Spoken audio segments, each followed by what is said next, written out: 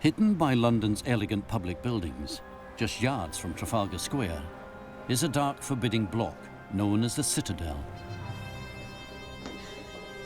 60 years ago, this bunker was at the heart of the secret war against Hitler's U-boats.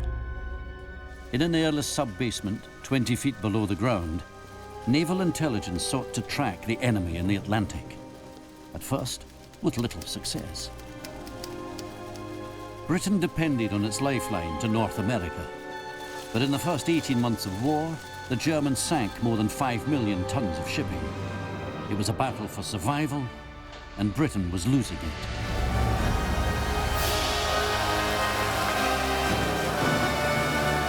But in the spring of 1941, a new source of intelligence began to flow into the Citadel, which promised to transform the Battle of the Atlantic and to shape victory from defeat.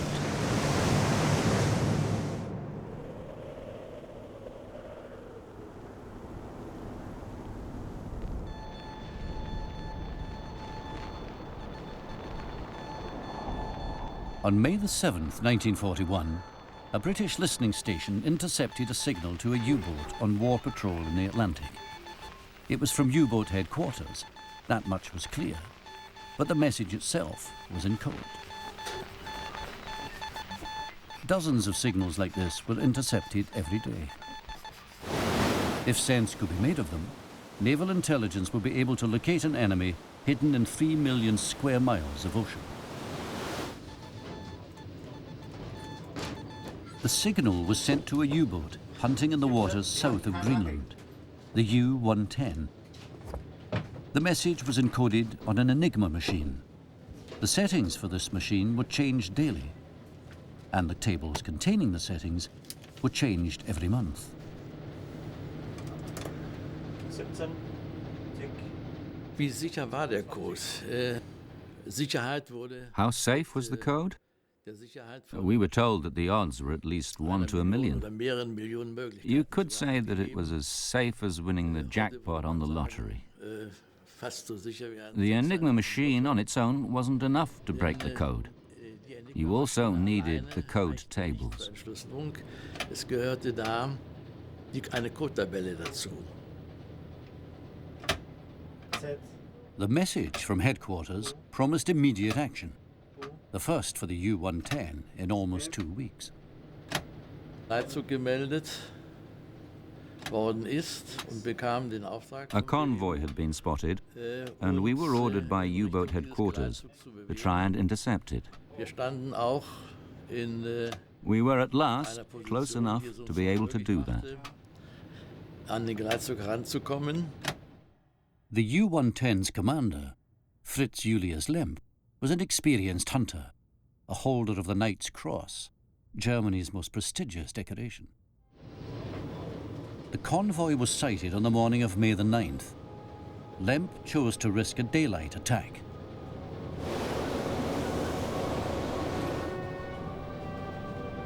Wir haben dann angegriffen und haben. Then we attacked, fired at 2 steamers. I followed the torpedoes until they hit the targets. Verfolgt, bis sie im Ziel waren.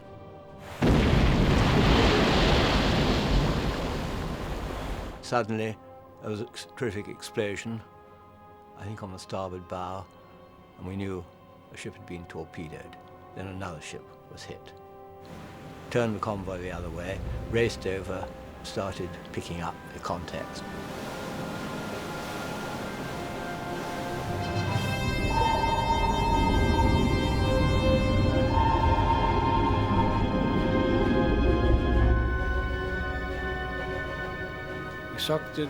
I said to my mate, Fritz, listen, they've got us. We're being echolocated. Wir sind eingepeilt.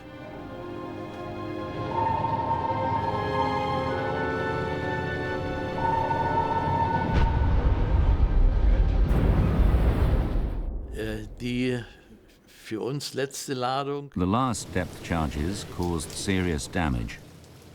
We had water and diesel oil leaking into the U-boat. Wir hatten Dieselöl Einbruch. Die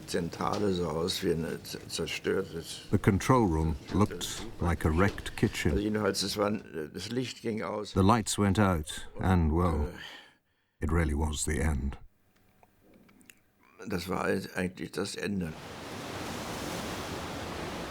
The U-boat, like the one filmed here, shot to the surface, taking the Royal Navy escort ships by surprise. It is the dream, of course, when you attack, to have a U-boat coming to the surface. It happens so seldom. And we opened fire, and the noise in that U-boat must have been absolutely terrific. Alles raus! Geht's als erstes! I can still hear Commander Lemp as he opened the hatch. He shouted down, "Ulandstrasse, last stop, all change." This was the last stop for us.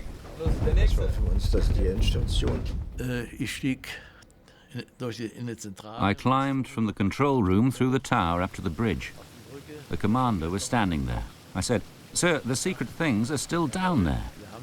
He just said, "Leave it, Wilde. The boat's sinking anyway." The British rescued those they could, but 17 of the crew, including Commander Lemp, were lost. The U-110 remained stubbornly afloat. My captain turned to me and said, "Look, you sub, you take the boarding party. Get what you can out of her."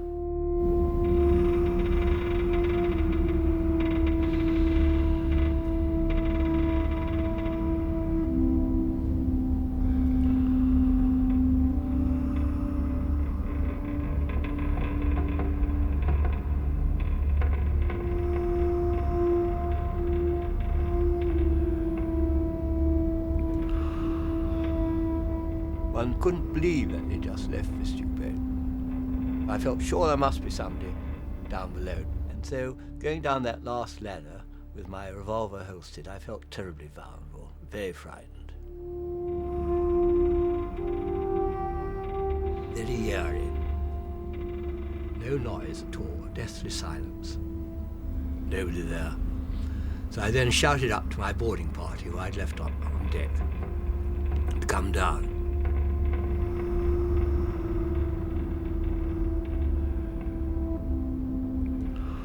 We started collecting everything we could.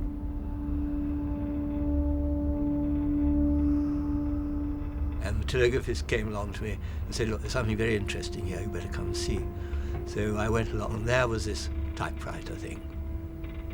We both pressed a few buttons and lit up in a rather strange way.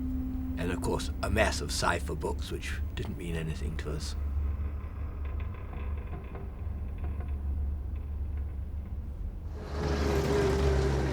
Four days later, the intelligence haul was delivered to a Victorian mansion in the Buckinghamshire countryside. This was Bletchley Park, the government code and cipher school, a place so secret it was known in official documents as Station X.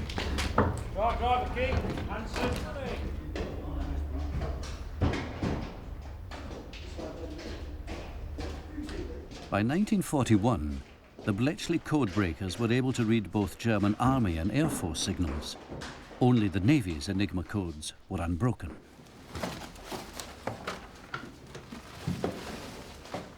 The material from the U-110 helped to change all that. We got out almost everything in spring-summer of 1941. There may have been an occasional day that didn't come out or something, but no, to steady success. The intelligence material captured in the spring offered the cryptographers enough of an insight into the mechanics of the codes for them to crack the daily wheel settings, even when in the summer the tables changed. After June and July were over, when we had the messages on a plate, then we had to solve each day separately, and it was an extremely satisfying job. And each time you had to do some work, and you knew what you were doing was useful. Wonderful. By the summer of 1941, a flood of decrypted signals was clattering down the secure teleprinter lines from Bletchley to the Admiralty.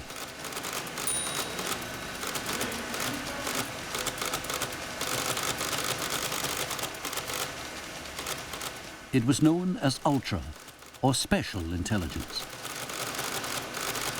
The speed with which the decrypts came into us, there were just piles and piles of them, and we were reading enemy traffic and knowing what they were doing, probably at the same time as the recipient of the signal. At the other end of the teleprinter line was the Admiralty's Intelligence Centre, the Citadel.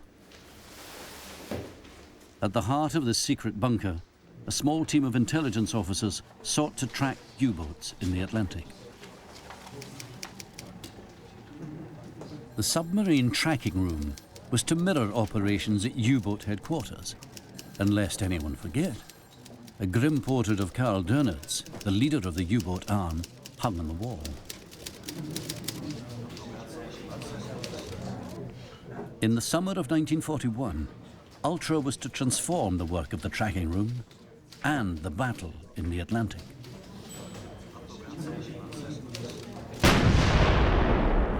On June 21st, a British cruiser sank the German supply ship Babatonga, one of the network put in place to refuel surface raiders and U-boats at sea. Within a month, naval intelligence was able to lead British warships to 9 German tankers.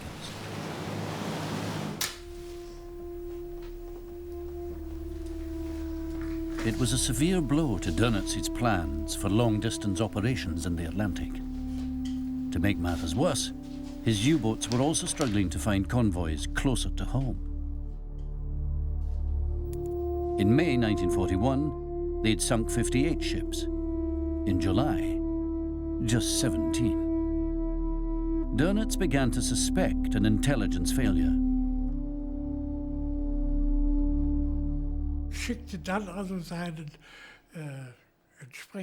He'd sent his signals and intelligence officer to Berlin, and this man was told, "Find out if everything is okay.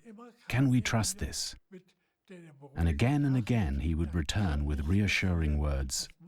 "Nothing can have happened. It's got to be okay."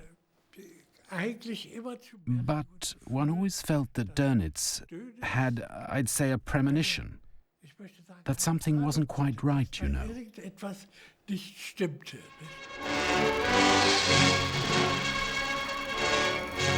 On the day the British captured the Enigma materials from the U-110, Admiral Dönitz was appearing in a film being given its gala premiere in Berlin.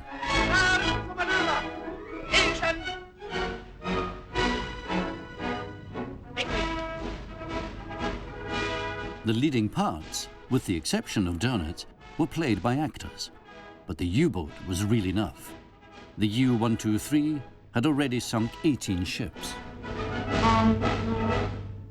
Äußeres Zeichen. Verehrung des Leutnants zur See von Benedikt. Bitte ich Sie, Kaplan Hofmeister, seiner Mutter das U-Boots-Kriegsabzeichen zu überreichen.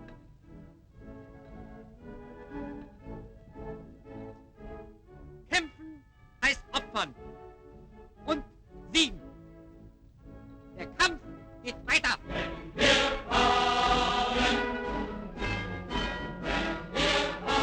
That summer, the U-123 was to set out on war patrol under a new commander. It wasn't that simple taking over a successful boat. I had to impose myself, of course. The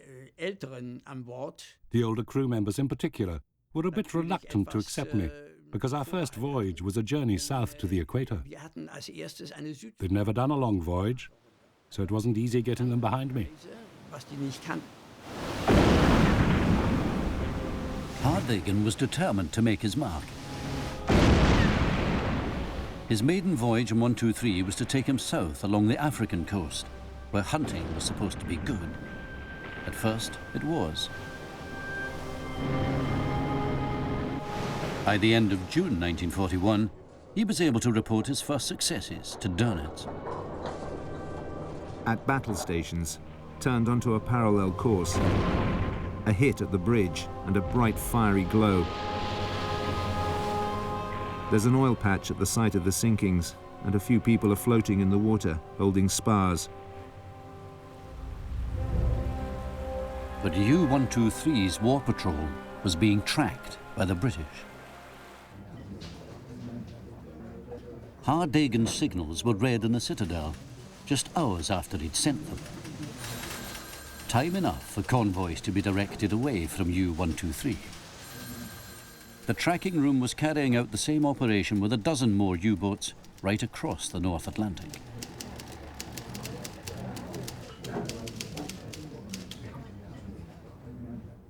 On June 24th, Dönitz sent a message to his commanders urging them to press home the attack more vigorously. For naval intelligence, this was confirmation that the U-boats were experiencing a lean time. Dönitz was tetchy.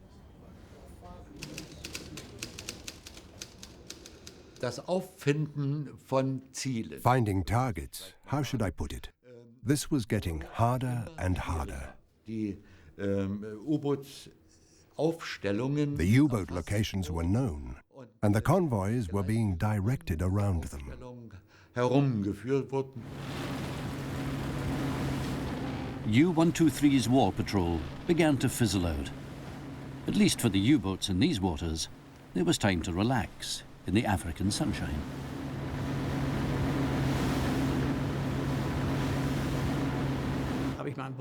I organized a deck party with sausage snatching, shark fishing, and the crew was able to swim.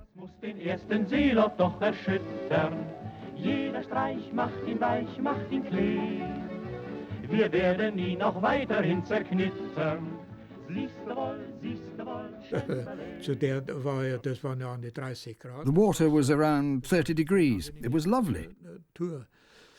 We could have a nice shower. We took our clothes off. Everyone was naked, you know.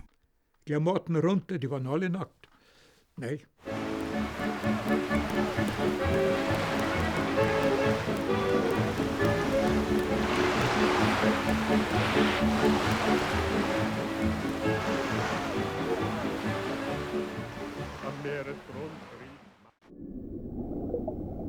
By July the 14th, U-123 had reached Freetown on the coast of Sierra Leone.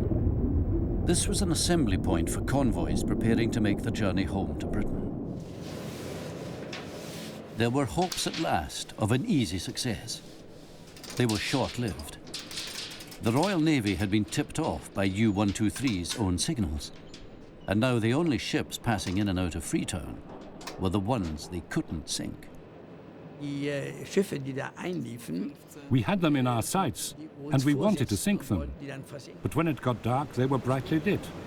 And they all had the American flag on their sides. They were neutral, and we couldn't do anything. Hitler had personally ordered that a signal be sent to U-boats expressly forbidding contact with American ships. The frustration of Hardegen and his crew was mirrored across the U-boat arm that summer. The failure of its codes compounded by the presence of an enemy it couldn't touch. Wir hatten ganz strikte Anweisungen. Auf jeden Fall. We had very strict orders to avoid anything that could cloud the relationship. Und trotzdem war man da. But one already felt in those days that the Americans were doing quite a lot that couldn't truly be reconciled with neutrality. Mit Neutralität nicht mehr ganz zu vereinbaren war.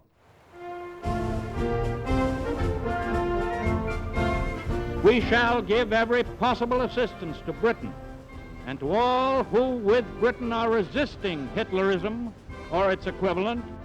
All additional measures necessary to deliver the goods will be taken. By the summer of 1941, half the food Britain imported and many of the weapons she needed to fight the war were passing across the Atlantic from North America. And Britain was pressing for more. The one thing we hoped was that the Americans would come into the war. If they did, that would be it. The war would be won. Of course, it has to be said there were many people who were very, very much in favor of Britain and who would be glad to get into the war, of whom President Roosevelt was one.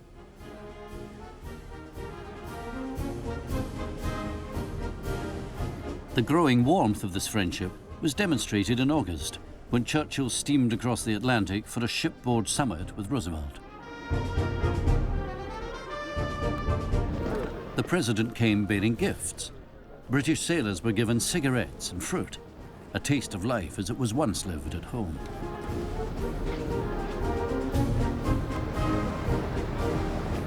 American sailors were able to meet the British Prime Minister.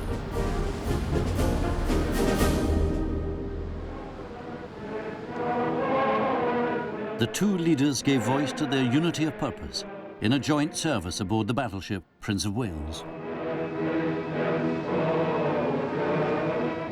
Churchill got what he wanted. Roosevelt agreed to bend the bounds of neutrality even further. American warships would begin protecting British convoys in the Western Atlantic. The USA declared a security zone, an exclusion zone, and that was for us, of course, nonsense. We regarded the whole of the Atlantic as our operational area, but the Americans attacked a number of submarines in the Western Atlantic. It regarded them as pirates. Angegriffen, als Piraten betrachtet.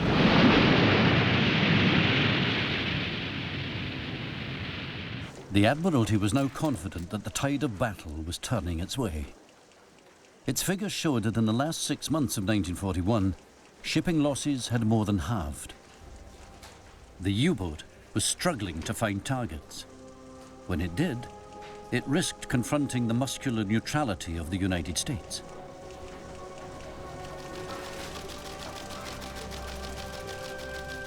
But it was clear this standoff couldn't last forever.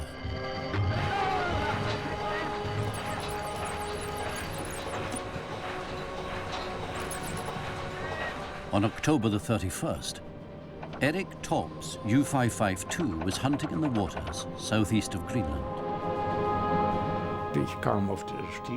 I came upon the convoy in the early hours of the morning and attacked immediately with 2 torpedoes. Mit 2 Torpedos.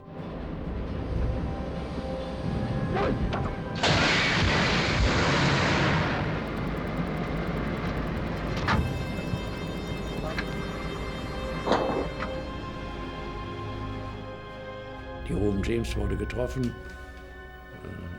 The Reuben James was hit and burst into flames, and 110 men lost their lives in the icy cold water. Oil spouted out of the ship into the sea, and in places this was on fire.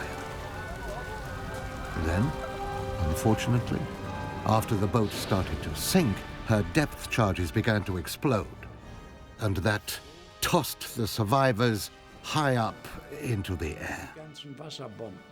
They were thrown up to a height of 15 meters, and of course, hit the water again in a very badly wounded state.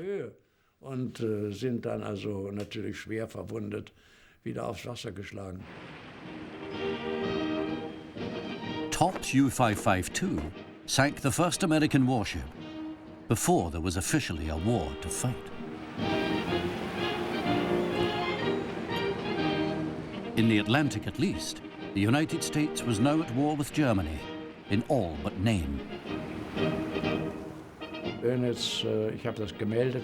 I reported every detail of the attack to Dönitz, and he said nothing more than, "It's all right, you acted correctly." Sie haben richtig gehandelt. Dönitz approved, Hitler did not. Topp wasn't disciplined, but Hitler still refused to rescind his orders. No more attacks on American ships. By December, the U-boat war had almost ground to a halt. But the issue was settled 5 weeks later, not in the Atlantic, but in the Pacific.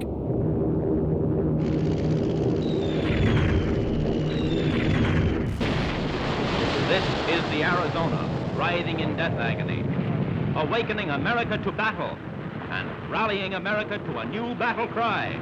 Remember Pearl Harbor. Hitler was surprised by the Japanese airstrike at Pearl Harbor, but in support of his ally, he now declared war on the United States. Dönitz and his crews were delighted. Der Kriegseintritt der Vereinigten Staaten. The entry of the United States into the war was, I would almost say, a relief. Erlösung, dass man jetzt also wusste, wir können das. We could now respond to what the Americans had already been doing to us in terms of hostile attacks. Könnten wir jetzt nun auch beantworten. Preparations began for Paukenschlag, Operation Drumbeat.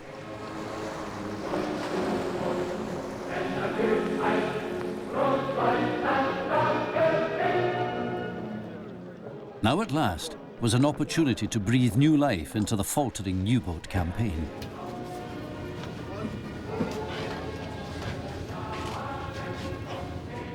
Just 5 large U-boats were to spearhead the attack on the United States. One was the U-123. Hardhagen and his crew set out for the new combat area on Christmas Eve 1941. A few of us were already wondering whether we would get back from there in one piece. It was a fair way. Lange Reise gewesen, nicht? Ich hatte überhaupt keine Sichtkarten von drüben. I had no charts for America. I had a Knorr pocket atlas, and in it there was a small city map of New York. That was all I had. Stadtplan von New York, das war alles, was ich hatte. U-123's arrival would not go unannounced. There was Ultra. On January the 10th, 1942, a message was intercepted and delivered to Bletchley. It was an order from Dönitz to the drumbeat boats. It was clear an attack was building off the American coast. But the eyes of the American Navy were still turned to the Pacific. The warning reached a desk of its Naval Intelligence Service, but no action was taken. In those first days after Pearl Harbor, it really was a pantomime. But then you've got to remember the United States is a hell of a long way from anywhere else. And Americans are not accustomed to think of people attacking them on their own shores.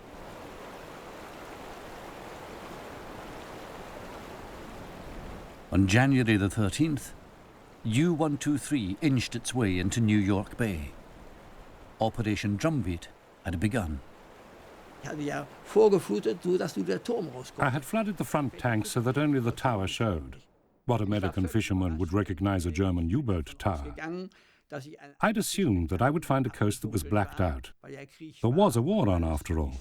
But ships were sailing with their navigation lights shining brightly.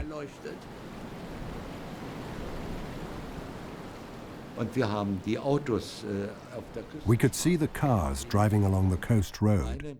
And I remember we could even smell the woods. Die Wälder gerochen haben.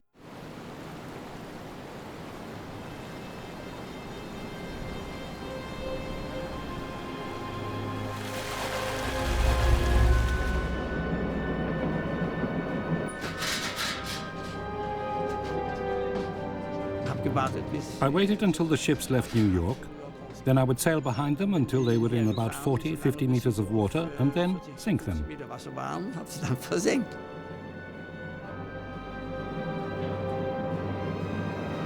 Rohr 1, los! Rohr 1, los! Läuft!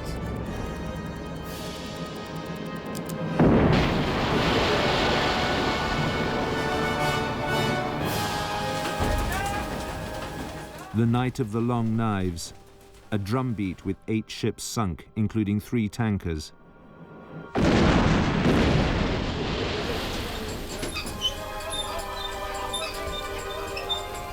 If only there'd been 10 or 20 U-boats here with me, they would all have had successes aplenty.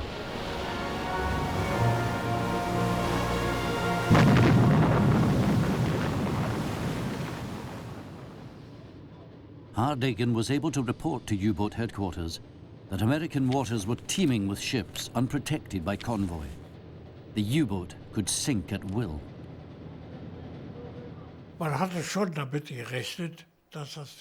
We had expected there would be some successes at the beginning, but we hadn't expected they would be as great. That was, let's say, a nice surprise. Sagen wir mal, gute Überraschung. This was not what the Admiralty had anticipated when the United States entered the war.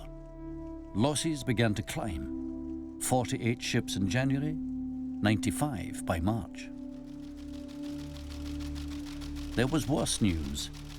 On the 1st of February 1942, naval intelligence was obliged to report that the flow of Ultra was at an end.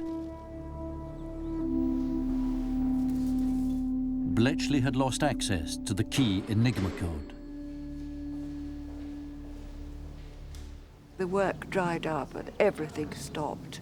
Nothing was happening at all. And we were really rather desperate.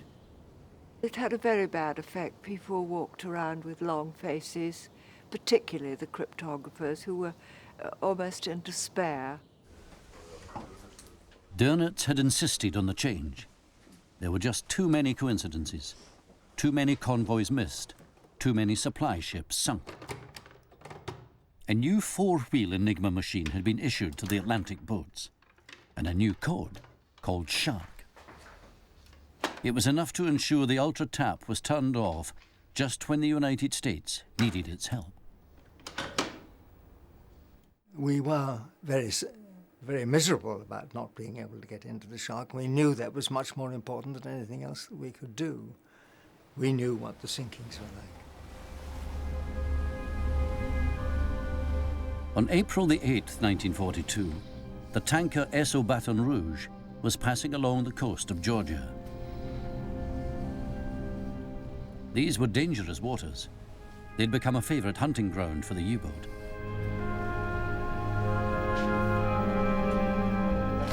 After 4 months of war, there was still no convoy protection. Nor had most Americans woken to the new Pearl Harbor unfolding on their doorstep. All the businesses, and they wouldn't dim their lights. And the ship going up the coast or coming down, you were silhouetted against this light. This is like a shooting gallery. You know, you picture yourself sitting out there on about 120, 140,000 barrels of high-octane gas. There's something to think about. There were many who refused to sail on tankers. They were an especially prized target. In the first 4 months of America's war, more than 50 were sunk on the East Coast and in the Caribbean. The SO Baton Rouge was a little more than 2 miles offshore when her shadow was spotted by Hardagan's U-123.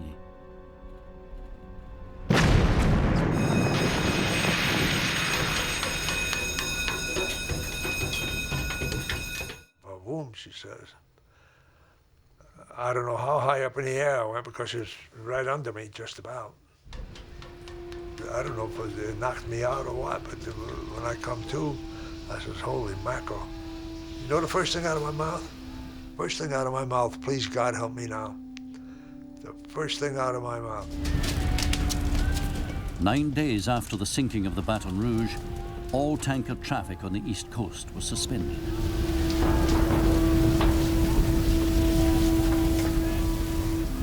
The US Navy was unable to protect shipping in its own waters. It was fighting a war in 2 oceans, and in the Atlantic, it was losing.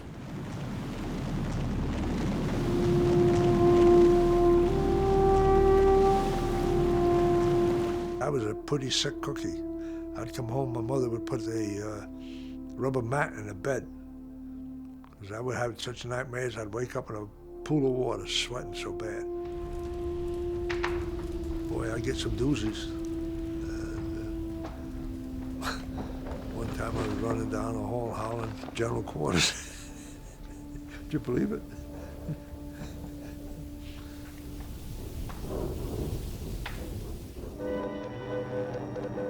The tin fish has surfaced, and like all fish out of water, is doomed if it remains there too long. Much was made in the newsreels of an American counterattack. The public was told of hundreds of hunt and destroy missions,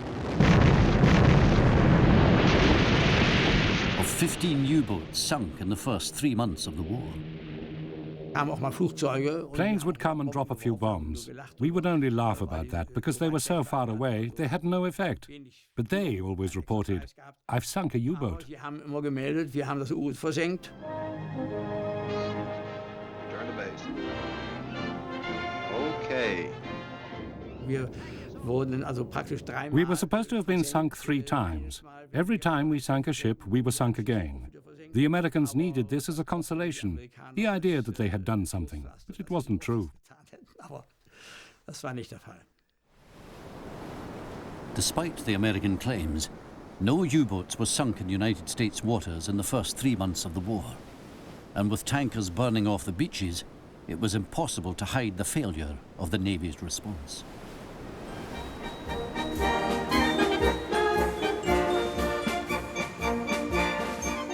Operation Drumbeat breathed new life into the U-boat war. Dönitz' boats were sinking more than 400,000 tons of shipping a month. Hardagen's U-123 alone sank 19 ships on its 2 patrols to the United States.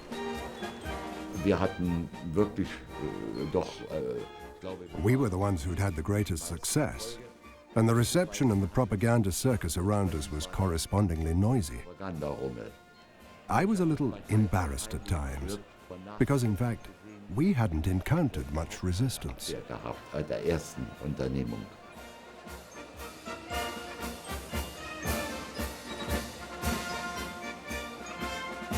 Then Dönitz pinned the Knight's Cross on me on the deck of my boat.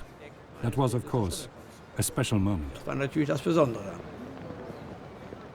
Dönitz had good cause for satisfaction. Everyone wanted to be part of what the crews called the Great American Turkey Shoot.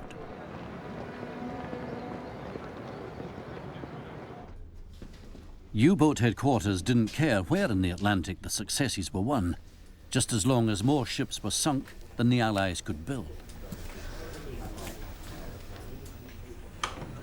Dönitz sent all the U-boats he could muster to American waters. This was made possible by a new type of submarine, which, thanks to the change in the Enigma code, was a well-guarded secret.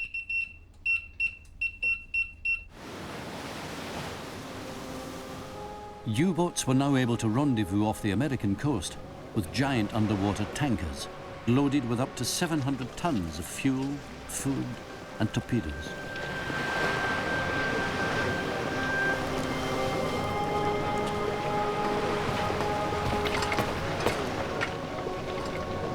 A U-boat could now double the length of its war patrol on the American coast.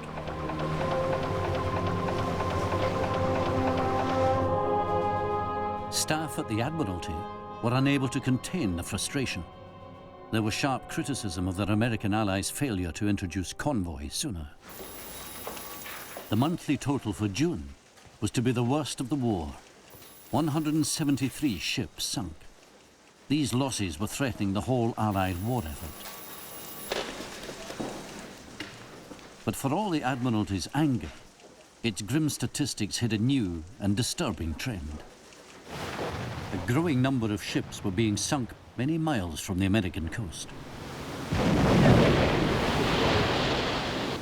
U-boats had struggled to find ships the summer before.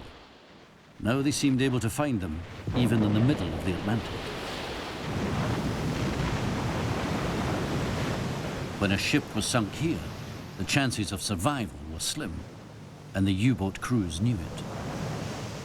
I suddenly realised that about 100 feet away was this thumping great U-boat. And the machine guns were manned, she had a couple of cannon, they were manned, and we all thought that was it. Instead, he asked someone to come alongside, and he handed out bread, tins of butter, and some first aid dressings. And he said, "We'll report your position after dark, and good luck," and took off then.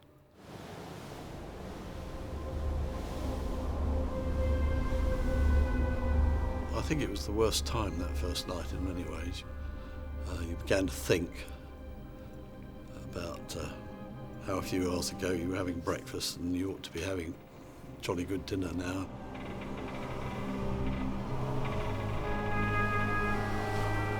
You're wet and icy cold. Your backside would sit on the hard surface, wet clothes, rocking, thrown about like that. You're never still.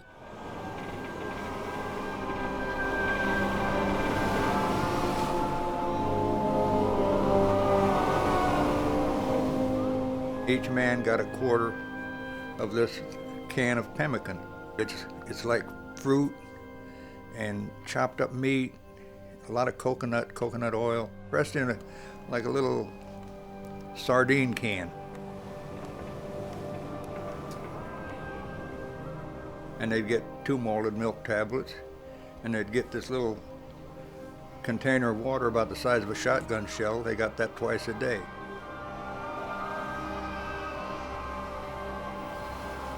And that was their ration.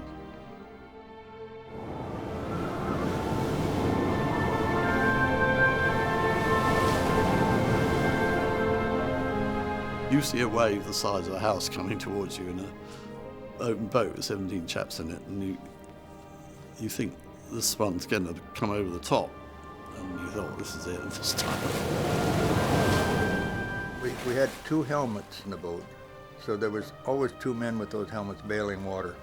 You just kept at it, because if you gave up, you were done, and you knew this.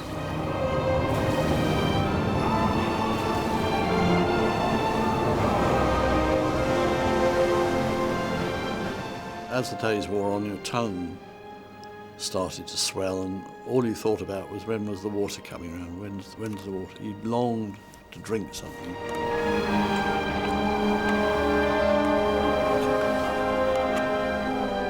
When I was a child, I read Charles Dickens' Christmas Carol. There's a lovely illustration in that book. The Ghost of Plenty sat up in front of a giant fire, log fire, with fruit and food and mulled wines and all sorts of things around him. And every time I closed my eyes, I could see that.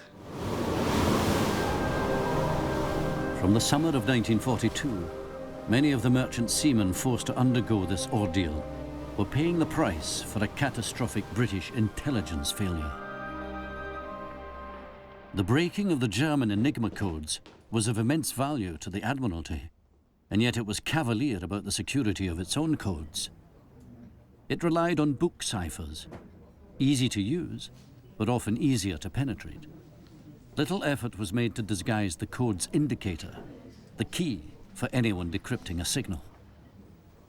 By the summer of 1942, the Germans had cracked the British convoy codes.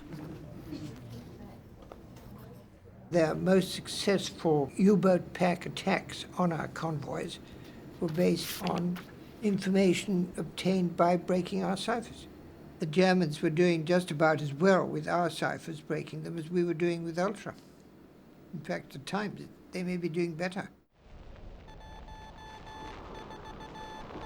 Thousands of signals were sent to Allied ships every week.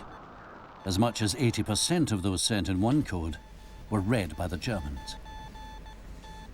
A secret report written for the Admiralty after the war admitted it had cost the country dearly in men and ships, and nearly lost us the war at sea. By the time the U-boat returned to the convoy war later that summer, the intelligence advantage rested with Dönitz. He would use it to direct his packs against convoys deep into the North Atlantic, 1,000 miles or so away from land.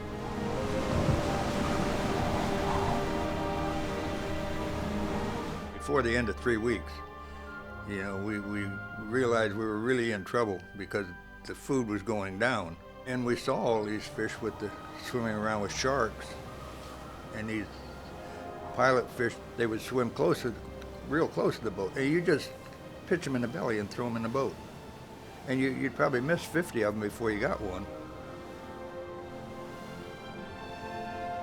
Your tongue, which was black, your lips were black. These boils, which are all over your legs, painful, because your legs were in salt water most of the time. We would read the Testament, the New Testament. We had a book with us. We'd read that 2 or 3 times a day. Well, I think it kind of settles your mind. I can remember being at home and playing tennis, in fact, and I wasn't in that boat for quite a long time. It was uncanny, really.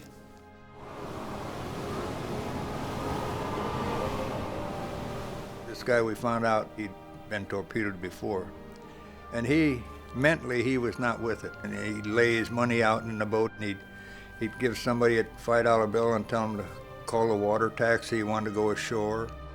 And then we got in this terrible storm one night, and as we were all doing our thing, he just stood up in the middle of the boat and he jumped. He just literally jumped right out of the boat, and we never saw that man again. You know, it's kind of heartbreaking. He'd been through so much, and then he just decided he had it. It was a grey, cold North Atlantic day, and somebody saw this shape on the horizon. And it was an Icelandic trawler, and its name was Surprise.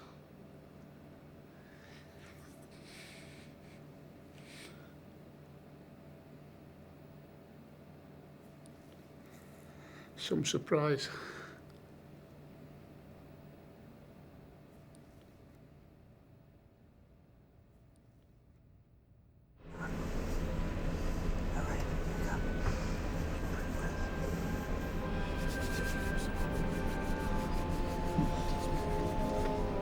Put on the mess deck in a hammock, and the crew of the Snowflake, I can't speak enough.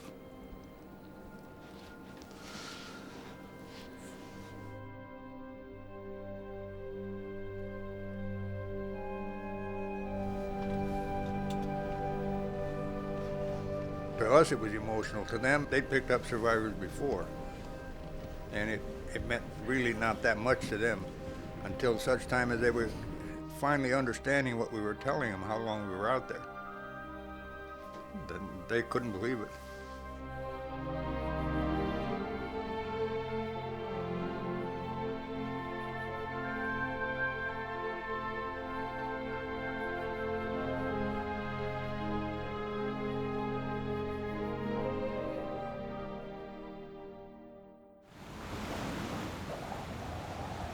U-boats sank a staggering 1,100 ships in 1942.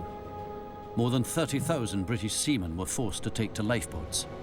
10,000 lost their lives. It was the costliest year of the war at sea so far.